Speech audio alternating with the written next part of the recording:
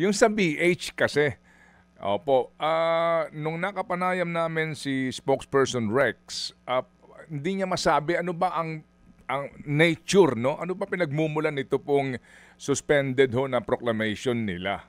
Hindi ho natin maintindihan din kasi nga party list ito, supposed to be public record din ang kanilang mga registration. Ano ba issue sa BH? Bakit po hindi na proklama? Yang BH po ay bagong-bagong kaso lang po na na-file at initial determination lang yan ng division ng komisyon.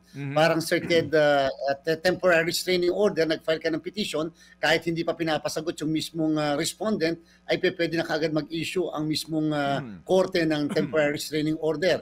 Ganon din naman sa Office of the Ombudsman, pag nag-file ka ng isang kaso dyan, kahit hindi pa na-release yung mismong nature o yung mismong merit ng kaso, pwede mag-preventive suspension kaagad based sa initial determination. So again, ano po ang naging kaso? Ang kaso po mababaw lang kung tutuusin. Although siyempre, election offense pa rin yan, Section 261I ng Omnibus Election Code para kasing nagagamit daw yung sa pamumulitika, yung government resources, etc.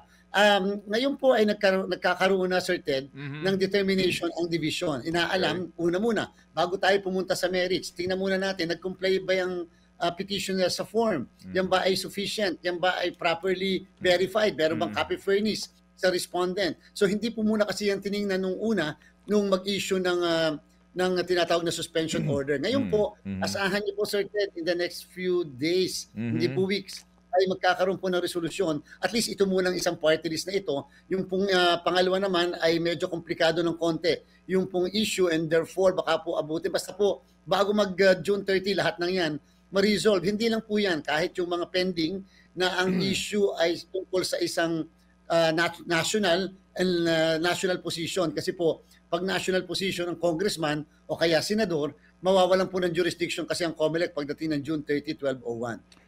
Okay, so medyo umiikot ng kaunti si Chairman ha.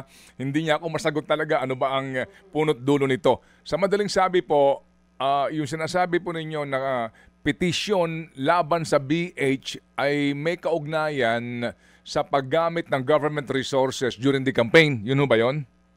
Yes po, Okay. kasi isa sa mga nominees niya ay, kung di tayo nagkakamali, ay barangay chairman dyan sa Quezon City. And dahil Okay. dyan, parang yun ang inaakusa na nagagamit daw po ang resources ng pamahalaan and therefore dapat daw i-cancel yung mismong registration ng party list. So doon pa lang makikita, registration ng party list ang kanilang pinapatungkulan pero mukhang yung nominee ang kanilang hinahabol.